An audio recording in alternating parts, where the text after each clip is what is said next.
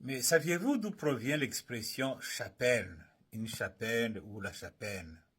C'est intéressant, hein? La vie des saints, c'est vraiment une mine où on apprend beaucoup d'expressions.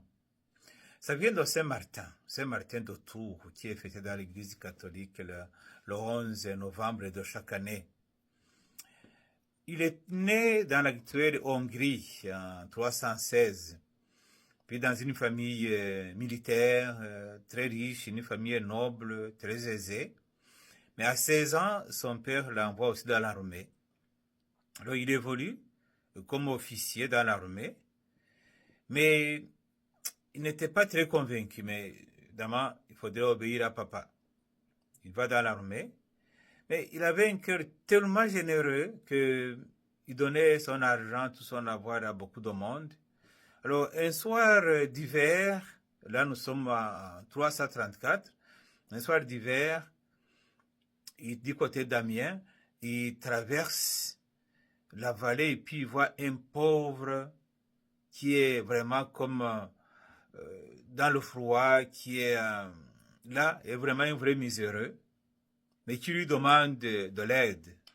Mais Saint-Martin n'avait plus rien, il avait tout donné. Il avait son manteau d'hiver, comme militaire, comme officier. Il prend son manteau, il coupe en deux, en deux, du haut en bas, il coupe en deux, en deux pièces, il donne aux pauvres une partie, et lui reste avec une autre partie. Là, vous comprenez que ni lui ni le pauvre ne sont totalement couverts contre le froid. Mais lui, il préfère cela, il préfère une vie qui est proche des pauvres. Alors, notre ami Martin, la nuit même, il fait un rêve. Jésus qui lui apparaît habillé en ce que justement on appelle justement qu'ils vont commencer à appeler un cap. Donc une sorte de... Non, c'est ça, c'est le cap.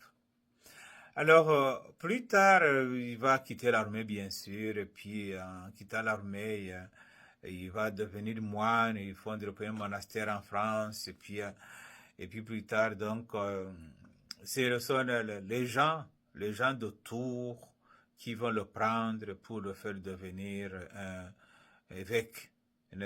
Évidemment, il a compris que c'était la volonté de Dieu. Lui qui avait refusé d'être même un diacre, il finit par devenir évêque. Alors, la partie de son manteau, donc la cape, ça va être déposé quelque part dans une chambre. Une chambre qui va attirer la vénération des gens. Les gens vont venir pour vénérer cette forme d'habit, symbole justement de la générosité de Martin, qui va bien sûr devenir saint le plus vite. Alors, cet endroit où est posée cette partie de son manteau qui s'appelle le cap, donc cap, capamagna, tout ça, va s'appeler cap, ça va commencer à se transformer parce que les gens viendront pour vénérer. Ils vont commencer à transformer ce qui était cap va devenir capelle. Donc en italien, la capella, en italien, puis chapelle, bien sûr en français, mais en anglais, vous savez, chapel. En allemand, on a capelle. Donc, ça vient de son manteau, de cette générosité de Saint-Martin. Et alors, à partir de là, ça va devenir toute une belle tradition. Alors, lorsque vous voyez des chapelles ici et là, pensez toujours à Saint-Martin, à sa générosité, et devenez généreux aussi, spécialement envers les pauvres. Que le Seigneur vous bénisse, chers amis.